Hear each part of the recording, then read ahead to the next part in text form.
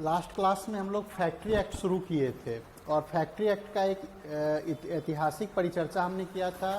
कैसे factory act Bharat में develop हुआ, कैसे कारखाना अधिनियम का विकास हुआ भारत में, भारतीय परिदृश्य में किस प्रकार से उसको लाया गया, और फिर उसका ऑब्जेक्ट और उसकी कुछ परिभाषाओं को हम लोगों ने डिस्कस किया था, जिसके अंतर्गत कारखाना क्या है, मैन्युफैक्चरिंग प्रोसेस क्या है, वर्कर्स कौन होते हैं, इन सब चीज़ों को हमने लास्ट क्लास में डिस्कस किया था। उसके बाद कुछ समस्याओं के कारण एक लंबा गैप हो गया। उस गैप के बाद आज हम लोग फिर से मिल रहे हैं, तो फैक्ट्री एक्ट का जो बचा हुआ हिस्सा है वहाँ से हम आज आपके साथ शुरू करने जा रहे हैं। आज का जो क्लास है वो फैक्ट्री एक्ट का आगे का जो चैप्टर है वहाँ से हम लोग शुरू करेंगे।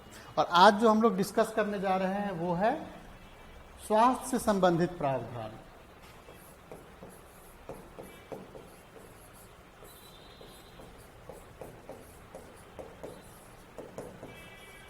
स्वास्थ्य से संबंधित प्रावधान या provisions related to health of workers, श्रमिकों के स्वास्थ्य से संबंधित प्रावधान, और इंग्लिश में अगर कहें तो provisions related to health of worker. अब बात आती है कि कहीं भी किसी भी फैक्ट्री को जब स्थापित किया जाता है तो निहायत सी बात है कि वहाँ श्रमिक, वहाँ पर कामगार वर्ग के लोग काम करेंगे, और जब कामगार वर्ग के लोग काम करेंगे और जब हम इंटेंशन को देखते हैं तो इंटेंशन क्या रहता है, जो फैक्ट्री के ऑनर होते हैं उनका इंटेंशन रहता है मैक्सिमाइजेशन ऑफ प्रॉफिट, अधिक से अधिक मुनाफा कमाना। और वो क्या अपने इस मोटो को पूरा करने के लिए वो क्या करते हैं कि प्रोडक्शन कॉस्ट को जितना ज़्यादा कम हो सके उतना कम रखने की कोशिश करते हैं। और जब प्रोडक्शन कॉस्ट को कम करते हैं तो इसका दुष्प्रभाव किस पर पड़ता है? इसका दुष्प्रभाव श्रमिकों को पर पड़ता है। अब देखिए कि प्रोडक्शन कॉस्ट को कैसे कम करते हैं। एक तो कि श्रमिक को मजदूरी नहीं देंगे, तो इससे संबंधित हम लोगों ने मजदूरी अधिनियम में देखा कि मजदूरी के लिए क्या सुरक्षा उपलब्ध करवाया गया है। अब उस परिवेश में जहां पर फैक्ट्री स्थापित है उस परिवेश में कुछ व्यापक व्यवस्था उनको करनी होती है, जिन व्यवस्थाओं को करने से वो बचते हैं और जिसके कारण प्रोडक्शन कॉस्ट कमते चला जाता है। तो इस अधिनियम का एक उद्देश्य है कि प्रत्येक नियोक्ता पर यह दायित्व डाला गया है, प्रत्येक फैक्ट्री ऑनर पर, प्रत्येक ऑक्युपायर पर, प्रत्येक परिभोगी पर यह दायित्व डाला गया है इस अधिनियम के द्वारा कि वह कुछ मिनिमम व्यवस्था इस प्रकार करे, कुछ मिनिमम वस्तुओं की व्यवस्था करे, कुछ मिनिमम उपायों की व्यवस्था करे, ताकि श्रमिकों के स्वास्थ्य पर फैक्ट्री के वातावरण का बुरा असर न पड़े। अब हम देखेंगे कि स्वास्थ्य के अंतर्गत किन किन चीजों की चर्चा की गई है। एक श्रमिक जब कहीं पर काम करने के लिए जाएगा तो उसके स्वास्थ्य से संबंधित कौन कौन सी बातें आएंगी। आप साधारण रूप से भी आप कल्पना कर सकते हैं कि कहीं भी अगर वो काम करने जाएगा तो वहाँ पर क्या क्या चीज़ उपलब्ध होना चाहिए। जैसे कि अगर आप कहीं काम करने जा रहे हैं तो सबसे पहला चीज़ है कि वो जगह साफ सुथरा होना चाहिए, स्वच्छ होना चाहिए। दूसरा चीज़ है कि कूड़ा करकट वहाँ जमा नहीं होना चाहिए। सोचिए कि जहाँ पर आप जा रहे हैं एकदम गंदा रूम हो, उसमें जाले, मकड़े के जाले लटक रहे हों और वहाँ पर काम करने के लिए दे दिया जाए, बहुत सारे मक्खियाँ भिनभिना रही हो तो 10 तरह की बीमारियाँ होने की संभावना रहेगी। दूसरा चीज़, कूड़ा करकट का अंबार लगा हुआ है, मशीन से कुछ सामान निकल रहा है, गंदा सामान वो फैल रहा है, उसको हटाने की कोई व्यवस्था नहीं है, तो क्या होगा? स्वास्थ्य प्रभावित होगा। तीसरा चीज़ है कि कहीं पर बहुत सारे ऐसे मशीन चल रहे हैं जिससे बहुत ज़्यादा टेम्परेचर बढ़ते जा रहा है, उस बढ़े हुए टेम्परेचर में काम करना पड़ रहा है, तो भी श्रमिकों का स्वास्थ्य खराब होगा। कहीं पर रोशनी चकाचौंध पैदा हो रहा हो और उसको रोकने की व्यवस्था नहीं की गई हो तो आँख खराब होगी। अगर एक ही जगह पर बहुत सारे मजदूरों को ठूंस दिया गया और वहाँ से काम करवाया जा रहा हो, बहुत ज़्यादा भीड़ की संभावना हो गई हो, तो क्या होगा? अभी देखते हैं कि सोशल डिस्टेंसिंग का पालन करने के लिए कहा जाता है, तो इस प्रत्येक कमरा में निर्धारित व्यक्ति से ही काम लिया जाए, उससे ज़्यादा व्यक्ति से काम नहीं लिया जाए, इस प्रकार की भी व्यवस्था हो सकती है। श्रमिकों के पीने के लिए पानी की व्यवस्था होगी, अगर स्वच्छ पानी की व्यवस्था नहीं होगी तो उसके कारण भी समस्या हो सकती है। अगर बहुत तापमान पर काम हो रहा है तो देखेंगे कि बहुत शुष्क मौसम हो जाएगा, शुष्कता की स्थिति आएगी तो भी वो सही से श्रमिक काम नहीं कर पाएगा, तो ह्यूमिडिटी भी होनी चाहिए। तो वैसे सारे चीज़ों की व्यवस्था जो उनके स्वास्थ्य पर किसी भी प्रकार के दुष्प्रभाव पड़ने से रोकने के लिए जो भी व्यवस्था होगी वो सारी व्यवस्था स्वास्थ्य संबंधित प्रावधान के अंतर्गत की गई है। ये बहुत उत्तम स्वास्थ्य फैसिलिटी अवेलेबल करवाने की व्यवस्था नहीं है। यह व्यवस्था उस मिनिमम रिक्वायरमेंट को पूरा करने के लिए है ताकि फैक्ट्री के एनवायरनमेंट का, कारखाना के परिवेश का श्रमिकों के स्वास्थ्य पर कोई बुरा प्रभाव न पड़े। तो हम लोग देखते हैं आगे चलकर कि ये क्या क्या है। अगर देखेंगे तो धारा, अगर आप ध्यान में रखना चाहते हैं तो आप रख सकते हैं कि धारा 11 से लेकर के 20 तक 10 व्यवस्थाएं इस अधिनियम के अंतर्गत की गई है। धारा 11 से लेकर के 20 तक 10 ऐसे प्रोविजन रखे गए हैं जो स्वास्थ्य से संबंधित प्रोविजन है, जिनका श्रमिकों के स्वास्थ्य पर प्रभाव पड़ने की संभावनाएं हैं। तो हम लोग देखेंगे कि वो कौन कौन सी व्यवस्था है।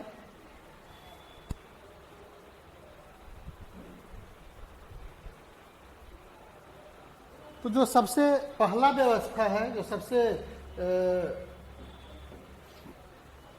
पहला प्रोविजन है जिसकी व्यवस्था ऑक्युपायर को करनी है, जिसकी व्यवस्था प्रत्येक नियोक्ता को करनी है, वो है सफाई की व्यवस्था, क्लीनलीनेस का प्रोविजन, जो सेक्शन 11 में रखा गया है। और सफाई की व्यवस्था के अंतर्गत 3-4 पहलुओं को हम लोग देखेंगे। तो जो सबसे पहला पहलू है वो पहलू है कि किसी भी फैक्ट्री को, कारखाना को साफ सुथरा एवं प्रदूषण तथा गंदगी से मुक्त रखा जाएगा। Factory to be kept clean and free from effluvia and dirt. किसी भी प्रकार के दुर्गंध, किसी भी प्रकार के प्रदूषण और किसी भी प्रकार की गंदगी से मुक्त रखा जाएगा। तो जैसे ही इस प्रकार की व्यवस्था की हम बात करेंगे, जैसे ही हम गंदगी से मुक्ति की बात करेंगे, तो इसके अंतर्गत कौन कौन सी बातें शामिल होंगी। जैसे ही गंदगी से मुक्ति की बात करेंगे तो नियमित दैनिक साफ सफाई,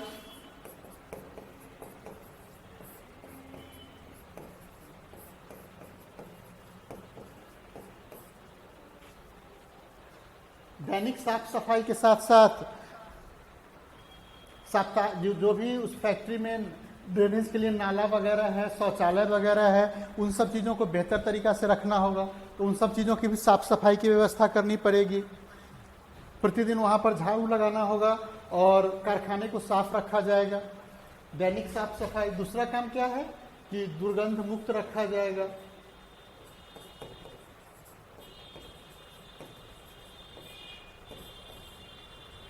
तीसरा चीज क्या है कि अगर फर्श भींगा रह जाता है, किसी भी प्रकार का ऐसा काम चलता हो जिसके कारण फर्श के भींगने की संभावना हो, तो वहां पर प्रॉपर ड्रेनेज की व्यवस्था की जाएगी।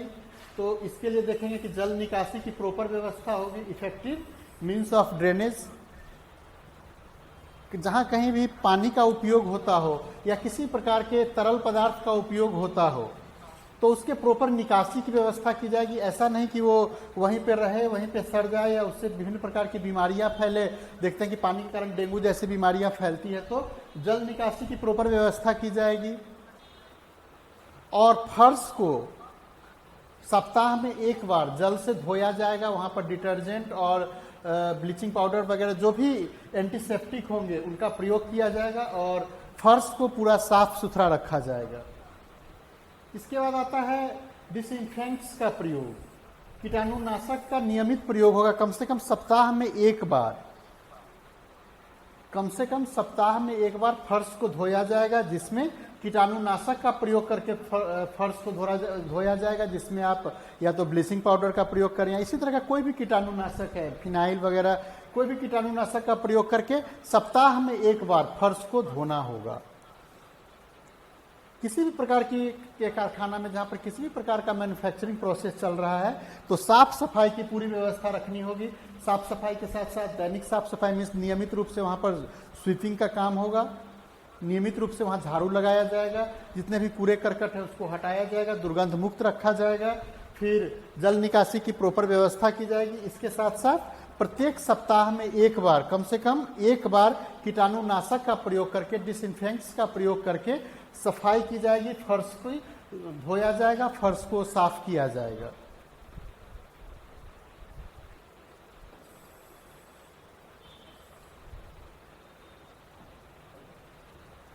इसके बाद आता है पेंटिंग और वार्निशिंग। अक्सर अगर आप कभी रेलवे स्टेशन से कभी गुजरते होंगे तो देखते होंगे कि वहाँ पर WW और डेट लिखा रहता है। प्रत्येक बिल्डिंग पर देखेंगे कहीं पर कॉर्नर में WW और डेट लिखा रहेगा, मीन्स कि वाइट वॉशिंग और फिर उसका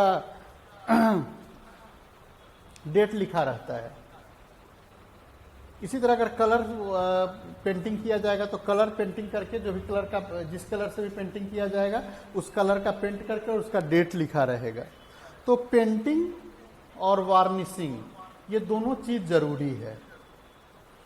इस दोनों चीज के लिए भी इस अधिनियम के अंतर्गत व्यवस्था की गई है कि प्रत्येक दीवार को,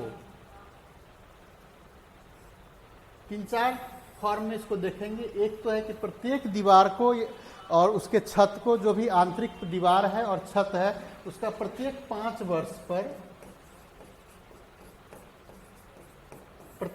वर्ष पर वैसे जगह पर जहां पर वॉशेबल पेंट का यूज नहीं किया गया, जिसको वॉशेबल पेंट अर्थात जहां भी वैसा पेंट किया गया जिसको वॉश किया जा सकता है, जिसको धोया जा सकता है, वो पेंट अगर यूज नहीं हुआ है, मीन्स कि नॉन वॉशेबल पेंट यूज हुआ है, तो वहां पर प्रत्येक 5 वर्ष पर एक बार पेंट करना जरूरी है। और जहां कहीं भी आप लिख सकते हैं गैर धोने योग्य,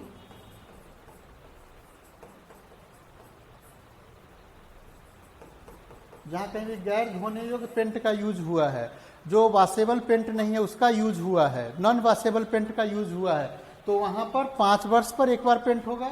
और जहां कहीं भी धोने योग्य पेंट का यूज हुआ है, वॉशेबल पेंट का यूज हुआ है, वहां पर 3 वर्ष पर, वहां पर 3 वर्ष पर एक बार पेंटिंग करवानी जरूरी होती है। और जहां कहीं भी वॉशेबल पेंट का यूज हुआ है वहां 3 वर्ष पर पेंटिंग कराना जरूरी होता है। और 14 माह पर एक बार उसके धुलाई की जरूरत पड़ती है, उसके वॉशिंग की जरूरत पड़ती है। तो ये भी ध्यान में रखेंगे।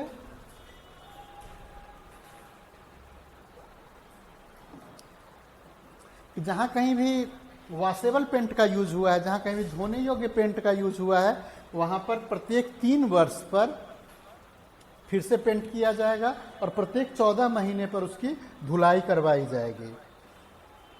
और इन दोनों के अलावा अगर कहीं भी व्हाइट वॉशिंग हुई है, सफेद पेंट करवाया जाए, जो अक्सर चूना से करवाया जाता है, तो वैसी परिस्थिति में जहां कहीं भी सफेदी की गई है वो प्रत्येक 14 माह पर उसको दोहराया जाएगा।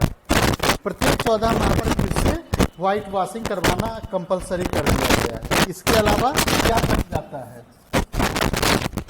इसके अलावा क्या बच जाता है? बच जाता है खिड़की,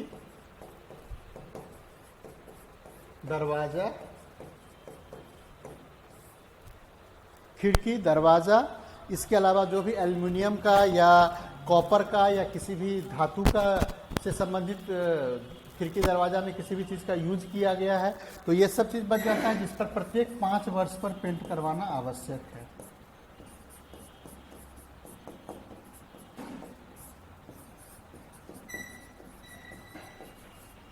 प्रत्येक 5 वर्ष पर पेंटिंग यहां पर आवश्यक है।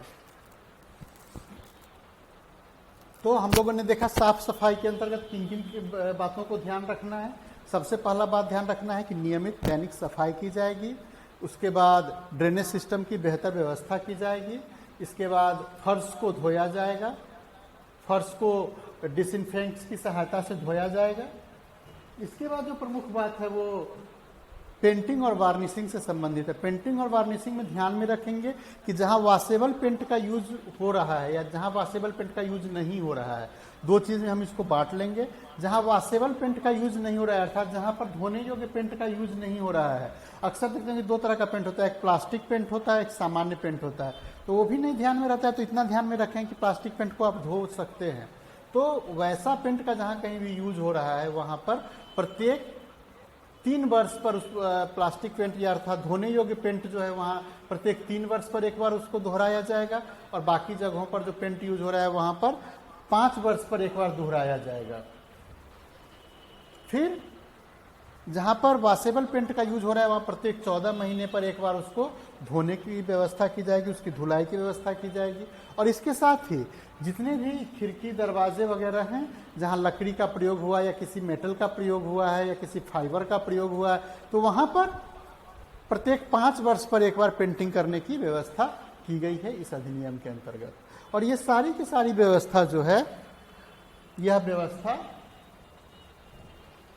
नियोक्ता के ऊपर दायित्व के रूप में डाला गया है। नियोक्ता का यह दायित्व बनता है कि वो इन सारी व्यवस्थाओं को अंजाम दे, इन सारी व्यवस्थाओं की व्यवस्था वो करे। इसके साथ एक चीज और है, इसके साथ एक चीज और है कि जब कभी भी पेंटिंग या वार्निशिंग की जाएगी तो उस समय को, जिस समय वो किया गया उसका डेट रजिस्टर में नोट किया जाएगा, रजिस्टर में इसका वर्णन होगा। और राज्य सरकार को यह अधिकार दिया गया है कि राज्य सरकार अगर चाहे तो समय और परिस्थिति को देखते हुए इन पहलुओं से पेंटिंग, वार्निशिंग या स्वास्थ्य संबंधित जो ये प्रावधान है, सफाई का प्रावधान है, इस सफाई के प्रावधान से किसी फैक्ट्री को, किसी कारखाना को छूट भी दे सकती है। तो छूट देने का जो अधिकार यहां पर दिया गया है,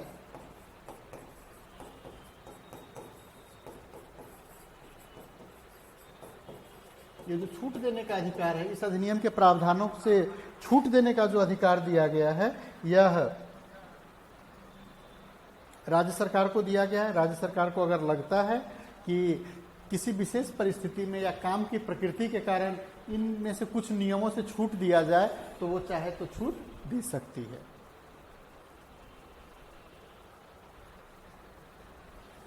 ठीक है। अब दूसरा नंबर, जो पहला नंबर में हम लोगों ने देखा था सफाई की व्यवस्था। सफाई को हम लोग 3-4 पार्ट में बांट के देख सकते हैं। 3-4 पार्ट में हमने इसलिए बांट दिया क्योंकि आप एग्जाम में जब लिखने जाएंगे तो आप लैंग्वेज फॉर्म में लिखेंगे और कोई जरूरी नहीं है कि वहां पर आपको सारी बातें याद रहे। इसलिए हमने 3-4 चीज में बांट दिया। पहला कि दैनिक सफाई की व्यवस्था, दूसरा साप्ताहिक पानी से धोने की व्यवस्था, तीसरा ड्रेनेज की व्यवस्था, चौथा पेंटिंग की व्यवस्था, पांचवा डिसइंफेक्टेंट्स के साथ धोने की व्यवस्था। उसको आप उधर ही नोट कर ले। तो 4-5 पॉइंट अगर आप ध्यान में रखेंगे तो आप आराम से इसको लिख सकते हैं। इन सब चीजों की व्यवस्था करनी है। इसी तरह अगला जो प्रोविजन है, disposal of wastage and effluents, ये सेक्शन 12 में इसको रखा गया, अर्थात कचरे एवं अवशिष्टों का निपटान। मीन्स कि जब मैन्युफैक्चरिंग प्रोसेस चल रहा होगा तो उस मैन्युफैक्चरिंग प्रोसेस के चलने के दौरान जो भी कचरा वहां निकल रहा है, जो भी अपशिष्ट पदार्थ वहां उत्पन्न हो रहा है, अब उस अपशिष्ट पदार्थ को वहीं बने रहने दिया जाए तो क्या होगा? जो भी हानिकारक पदार्थ या गंदे पदार्थ उस फैक्ट्री से निकल रहे हैं, उसको अगर प्रॉपर तरीका से नहीं हटाया जाएगा तो वो कर्मियों के, जो भी वहां काम करने वाले श्रमिक हैं, उनके स्वास्थ्य पर बुरा प्रभाव डालेगा। तो इस कारण से कूड़ा करकट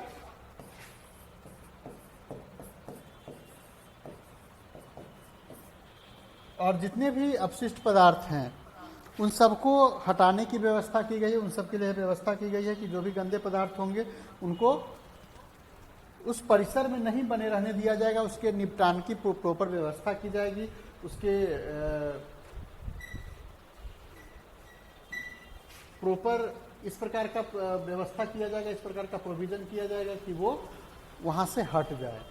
इसके अंतर्गत अगर आप देखें तो एक चीज है कि treatment of wastage and effluents and there disposal, इसको कूड़ा करकट का उपचार करना और उसके निपटान की व्यवस्था करना है। मीन्स कि उसको कैसे वहां से हटाया जाए और उसके हटाने के क्रम में इसका प्रभाव आसपास के माहौल पर, आसपास की इकोलॉजी पर नहीं पड़े, इन सब चीजों को ध्यान में रखना होगा। और इसके साथ ही इसका प्रॉपर डिस्पोजल किया जाएगा। अक्सर देखते होंगे, अभी कुछ दिन पहले पेपर में खबर में था कि बहुत नामी गिरामी यहाँ के एक हॉस्पिटल है, उसका जो कचरा है, मेडिकल कचरा को किसी जगह खुले में जलाया जा रहा था। अब इससे क्या होता है कि कहीं भी अगर किसी फैक्ट्री के कचरा को जलाया जाएगा तो वहाँ पर बहुत सारे केमिकल का यूज होता है, बहुत सारे हानिकारक केमिकल होते हैं जिनको अगर खुले में जला दिया जाएगा तो उससे बहुत सारी ऐसी जहरीली गैसें निकलेंगी जो आसपास के लोकेलिटी में रहने वाले प्रत्येक व्यक्ति को प्रभावित कर सकती है। इसी तरह अगर वो कचरा फैक्ट्री में बना रहेगा तो वहाँ पर भी उसके जो दुष्प्रभाव होंगे वो वहाँ काम करने वाले कर्मचारियों पर दिखेंगे।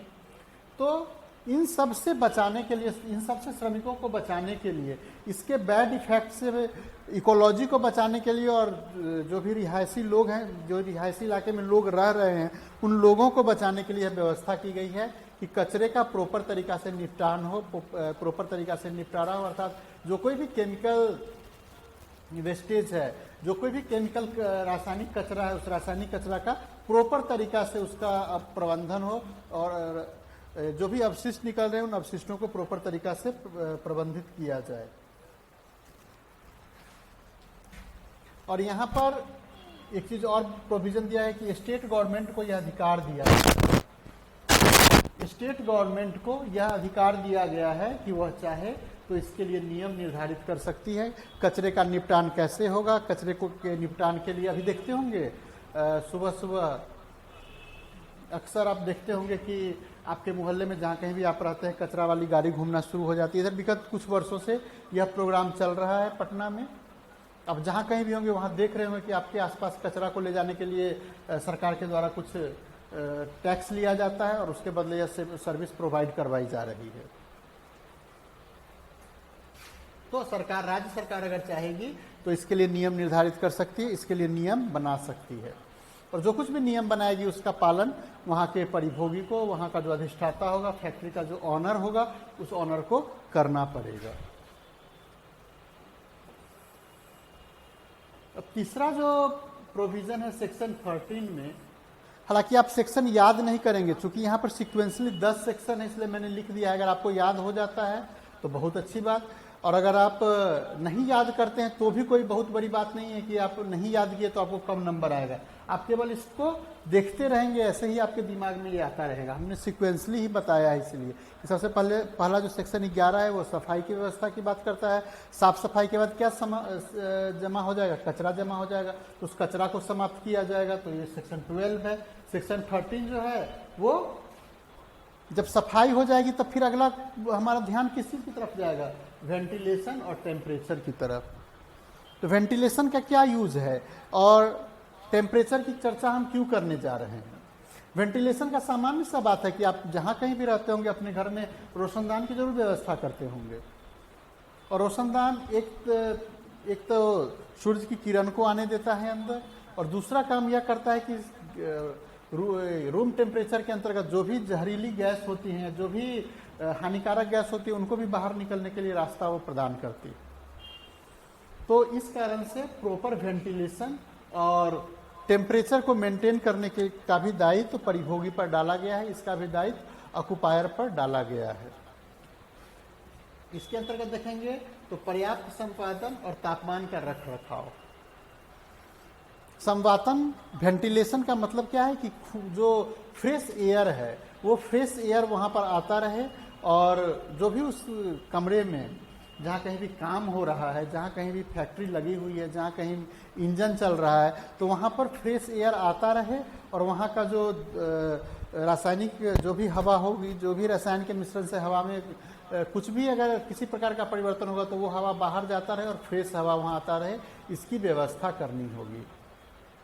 इसी तरह दूसरा काम जो है संवातन के बाद, संवातन अर्थात वेंटिलेशन, दूसरा काम जो है वह तापमान का रखरखाव, maintenance of adequate ventilation and temperature. Temperature की इसलिए क्योंकि श्रमिक जब कभी भी काम करेगा, या कोई भी श्रमिक जहाँ कहीं भी काम करता है, तो वहाँ पर उसको एक नॉर्मल टेम्परेचर मिलना चाहिए। उस नॉर्मल टेम्परेचर पर वो बेहतर तरीका से काम कर पाएगा, चाहे जहाँ कहीं का भी हो। और जिस टेम्परेचर के प्रति वहाँ का प्रजाति या वहाँ के रहने वाले लोग अभ्यस्त हैं, वो एक नॉर्मल टेम्परेचर की व्यवस्था होनी चाहिए जहाँ पर वह काम कर सके। अब कभी कभी क्या होता है, कभी कभी टेम्परेचर कम हो जाता है, जैसे कोल्ड स्टोरेज में अगर कोई काम करेगा तो वहाँ टेम्परेचर कम मिलेगा, और उसी तरह जहाँ कहीं भी भट्ठी का उपयोग करके काम किया जा रहा हो तो वहाँ पर बहुत ज़्यादा टेम्परेचर रहेगा, और दोनों ही परिस्थिति में श्रमिकों के स्वास्थ्य पर इसका बैड इम्पैक्ट पड़ेगा। तो किसी भी श्रमिक को काम करने के लिए एक स्टैंडर्ड टेम्परेचर क्या होना चाहिए, इसकी व्यवस्था सरकार के द्वारा की जाएगी, इसकी व्यवस्था राज्य सरकार के द्वारा की जाएगी। इससे संबंधित नियम जो हैं वो राज्य सरकार के द्वारा बनाए जाएंगे। लेकिन टेम्परेचर को बढ़ने से रोकने के लिए जो एक प्रॉपर व्यवस्था होती है, वो व्यवस्था जिस समय फैक्ट्री एस्टेब्लिश किया जाएगा, जिस समय फैक्ट्री की स्थापना की जाएगी, उस समय इन सब बातों को ध्यान में रखा जाएगा। जैसे कि अगर दीवार बना रहे हैं तो दीवार हम इस प्रकार का बनाए जो तापमान रोधी हो, जो टेम्परेचर रेसिस्टेंस हो। उस दीवार में टेम्परेचर रेसिस्टेंस हो, अर्थात रूम टेम्परेचर को बाहर नहीं जाने दे और बाहर का जो टेम्परेचर बढ़ा हुआ अगर टेम्परेचर है तो उसको रूम पर हावी नहीं होने दे। फिर कहीं भी तापमान को बढ़ाने के लिए और तापमान को कम करने के लिए जो भी युक्ति होगी उसका प्रयोग किया जाएगा। तो सबसे पहले है कि पर्याप्त संवातन और तापमान का रखरखाव। तो तापमान का रखरखाव किस प्रकार से होगा? रूम टेम्परेचर पर जो भी श्रमिकों के लिए सुविधादायक तापमान हो, उस तापमान को बनाए रखने की कोशिश की जाएगी।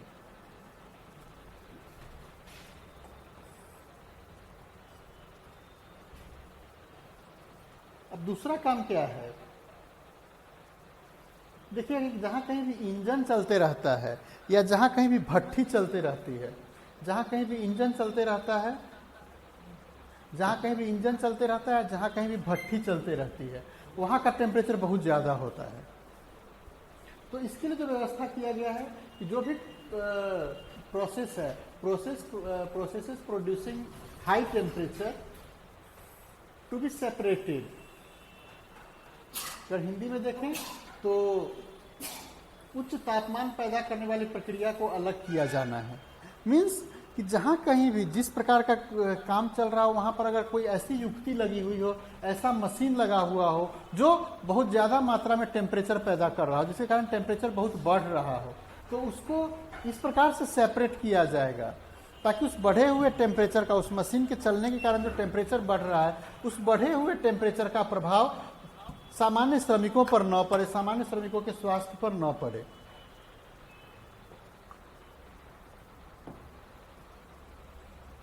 उस बढ़े हुए टेम्परेचर का प्रभाव सामान्य श्रमिकों के स्वास्थ्य पर न पड़े। तीसरा व्यवस्था है कि पर्याप्त वेंटिलेशन और तापमान का मानक निर्धारित किया जाना और माप उपकरणों के लिए प्रावधान। मीन्स कि वेंटिलेशन और तापमान का एक निश्चित पैमाना जो होगा कि कितना से ज़्यादा टेम्परेचर नहीं होना चाहिए, यह राज्य सरकार के द्वारा तय कर दिया जाएगा प्रत्येक फैक्ट्री के लिए।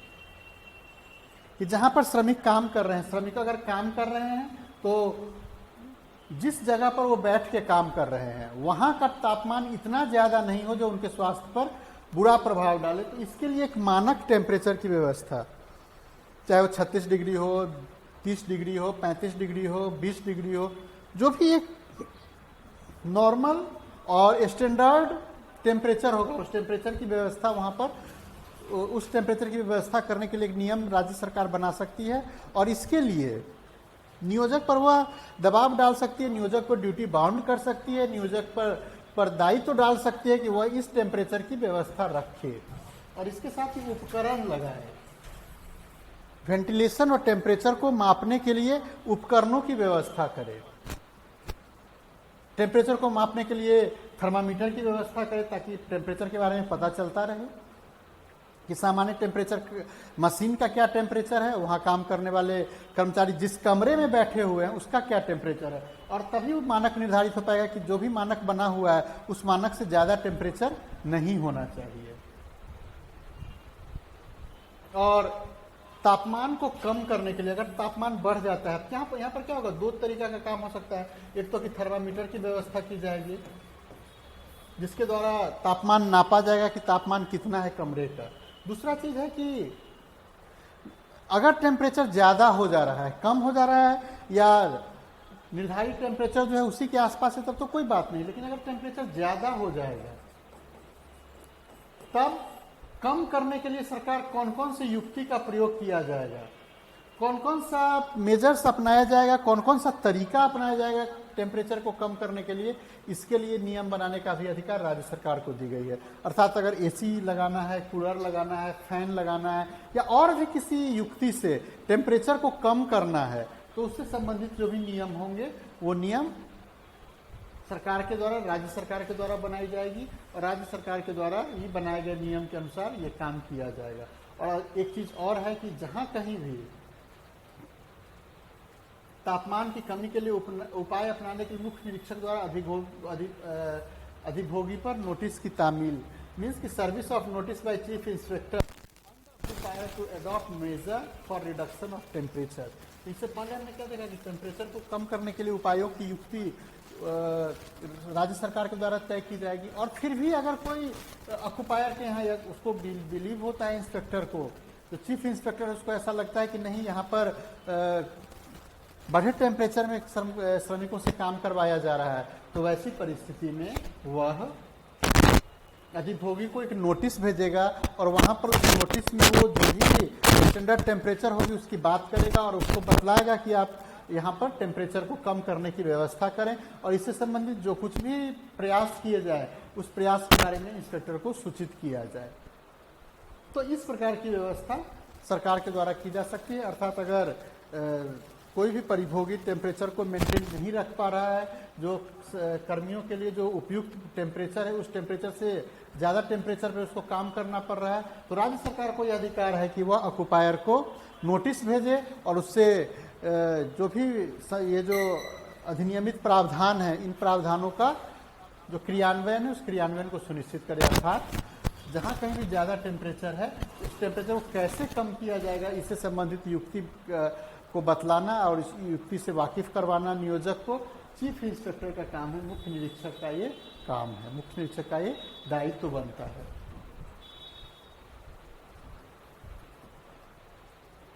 इसी तरह अगला जो प्रोविजन है, जो सेक्शन 14 में जो प्रोविजन रखा गया है वो है धूल एवं धूम।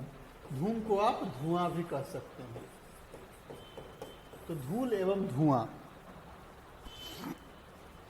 यह इंडस्ट्रियल एरिया की, जहाँ कहीं भी इंडस्ट्रियल एरिया की तरफ अगर आप जाएंगे, पटना के इंडस्ट्रियल एरिया जो पाटलिपुत्रा के इलाका मॉल के पीछे का जो इलाका देखते होंगे, कभी पटना में रहे होंगे तो पीएम मॉल के पीछे का जो इलाका है वो पटना का इंडस्ट्रियल एरिया है, पाटलिपुत्रा इंडस्ट्रियल एरिया के रूप में जाना जाता है। इसी तरह कभी हाजीपुर में जाएंगे तो वहाँ इंडस्ट्रियल एरिया है, मुजफ्फरपुर जैसे शहर में जाएंगे तो वहाँ बेला का जो इलाका है वो इंडस्ट्रियल एरिया है। तो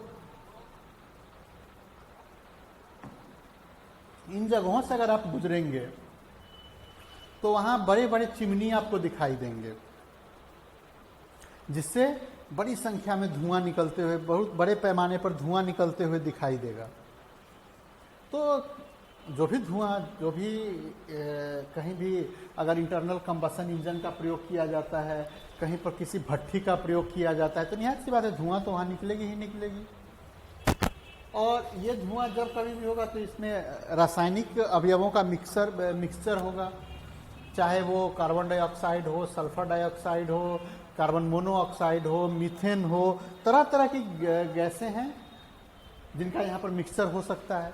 और ये मिक्सचर आपके स्वास्थ्य पर, जो कर्मचारी हैं, काम करने वाले कर्मचारी हैं, उनके स्वास्थ्य पर बैड इफेक्ट डालेगा। तो इस धूल एवं धुआं से निकलने वाले बैड इफेक्ट से बचाने के लिए भी जो दायित्व है वो दायित्व परिभोगी पर डाला गया है। अब ये दायित्व किस प्रकार का है? तो सबसे पहला चीज क्या है कि सांस लेने में अगर किसी प्रकार की कठिनाई होती है इस धूल एवं धूम के कारण, जहाँ कहीं भी काम हो रहा है, जहाँ कहीं भी कर्मचारी काम कर रहे हैं, जिस किसी भी फैक्ट्री में, वहाँ पर धूल और उस काम से उत्पन्न होने वाली धुआं के कारण अगर सांस लेने में दिक्कत हो रही है तो इसके रोकने का उपाय करना पड़ेगा। तो इनहेलेशन को किसी भी तरह से प्रभावित नहीं होने देना है, सांस लेने में किसी प्रकार की कठिनाई नहीं होनी चाहिए। तो धूल एवं धुआं का इस प्रकार से प्रबंधन करना है ताकि जो सामान्य श्रमिक काम कर रहे हैं उनको सांस लेने में कठिनाई न हो। सांस लेने में कठिनाई तक का ही बात नहीं है, उसका जो लंग्स है वो लंग्स भी बैडली इफेक्टेड नहीं हो इन धूल और धुएं के कारण। जो भी पार्टिकल्स है, जो कोई भी धूल या उससे संबंधित जो भी पार्टिकल्स हवा में तैर रहे हैं, हवा में जा रहे हैं, उससे बचाने की कोशिश करनी होगी।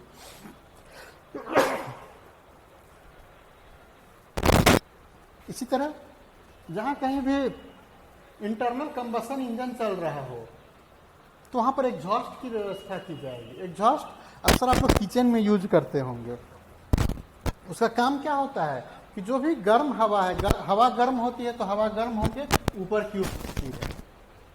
यह सामान्य सा साइंटिफिक फॉर्मूला है कि हवा गर्म होगी तो ऊपर की ओर उठेगी, और जब वो ऊपर की ओर उठेगी तो एग्जॉस्ट का काम क्या होता है। आप अपने घर में किचन में एग्जॉस्ट देखते होंगे, ये छोटा सा एग्जॉस्ट होता है। उसका काम क्या होता है कि वो कमरे की जो हवा है उस हवा को लेकर के बाहर की ओर फेंकती है, और जब वो कोई भी हवा गर्म होकर ऊपर की ओर उठती है तो उसको लेके वो बाहर की ओर फेंकता है। एग्जॉस्ट देखेंगे कि घर का जो सबसे ऊपरी हिस्सा होता है वहीं पर लगा होता है, ताकि जो भी हवा गर्म होकर ऊपर उठ रहा है उसको वो बाहर की ओर फेंके। तो जहां कहीं भी धूल एवं धुआं या किसी प्रकार की इम्प्यूरिटी, किसी प्रकार की अशुद्धि, किसी भी प्रकार का इम्प्यूरिटी अगर काम के दौरान वहां से निकल रहा है, जो गैसियस फॉर्म में है, जो गैस के फॉर्म में है, तो उसको वहां से निकालने के लिए एग्जॉस्ट की प्रॉपर व्यवस्था की जाएगी, उसके निकासी की प्रॉपर व्यवस्था की जाएगी। फिर इसी के अंतर्गत देखें कि जहां कहीं भी चिमनी की अगर व्यवस्था की गई है, जहां कहीं भी चिमनी लगाई गई है, तो वो चिमनी प्रॉपर ऊंचाई पर होना चाहिए।